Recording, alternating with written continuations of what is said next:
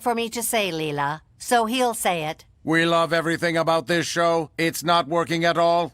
Although Futurama isn't renowned for its mythology, a joke from season 11 suggests that there was a significant conflict that altered the show's lore during the 1,000-year chronology gap. Futurama features remarkably thorough attention to detail, with some of the scientific components in the show maintaining constant throughout, while being more focused on high-concept sci-fi plots and comedic comedy. Since practically everything introduced to the show has a purpose, it may be assumed that this is the case. So, even though many fans could have missed it, a season 11 joke of Futurama really makes a hint about a huge conflict that might have altered the show's fictional universe. The much-loved sci-fi series Futurama, created by Matt Groening, has returned with the release of season 11 on Hulu. Over 10 years have elapsed since the last episode of Futurama, making the resurrection the first fresh set of episodes since the show's cancellation in 2013. Season 11 of Futurama hasn't overlooked this time gap, with episode 1 of the season concentrating on the changes that have occurred in the show's world while it was last on the air. Futurama Season 11, Episode 5 throws up a far larger chronology conundrum that has far-reaching repercussions, despite the many doubts that have been raised about this little time gap.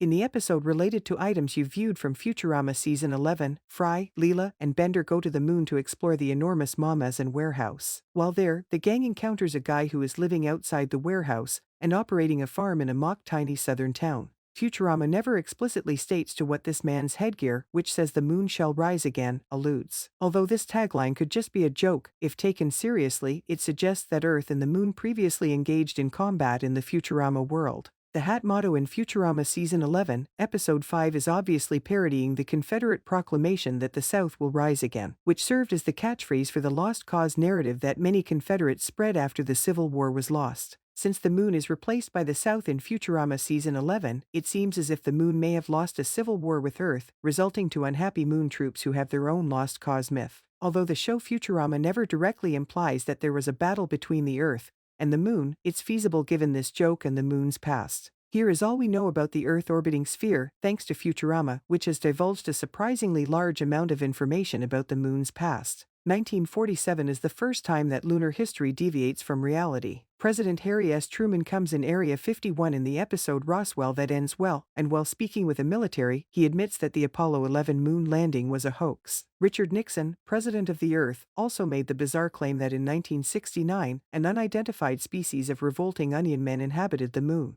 The 1,000 years that Fry was cryogenically frozen saw advances in space travel and the beginnings of lunar settlement. Rural farmers, like the one in Episode 5 of Season 11, really liked the moon, albeit they weren't the only ones who lived there. Although this is the only information about the moon's political organization that has been made public, Al Gore was its first emperor. The initial lunar landing location was forgotten by humans during this time of colonization, which led to the widespread belief that whalers were the first people to reach the moon's surface. Some companies have tried to make money from the inexpensive land since Earthlings have moved on to colonize other planets due to the relative emptiness and enormous surface area of the moon. Season 1, Episode 2 features Luna Park, a theme park on the moon that is similar to Disneyland and has imitations of several well-known Disney parks attractions. Mamazan is the most recent company to open a location on the moon, while it's possible that there are others as well. The hydroponic farmer and his fellow farmers seem to be the only permanent dwellers of the moon as of right now. It is revealed in the Futurama pilot that Fry is frozen from the year 1999 until the year 2999.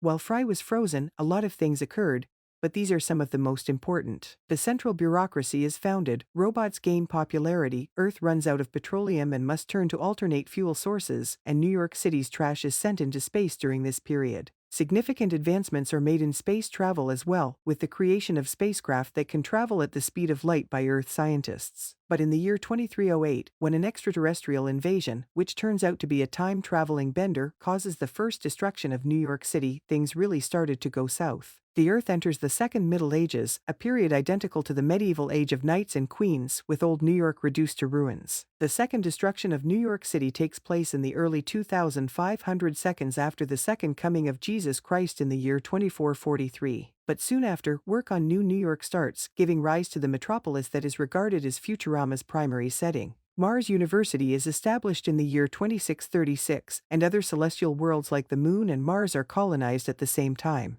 At this period, the main and recurrent Futurama characters start to emerge, with Professor Farnsworth being born in 2841 and Robot Santa Claus being created in 2801. MomCorp is established in 2925, the famed land Titanic collapses in 2912, and robots start to reappear in 2928. Soon later, additional characters like as Leela, Amy, and Hermes are created, and the early 3000 seconds serve as the setting for the different tales told during the duration of Futurama.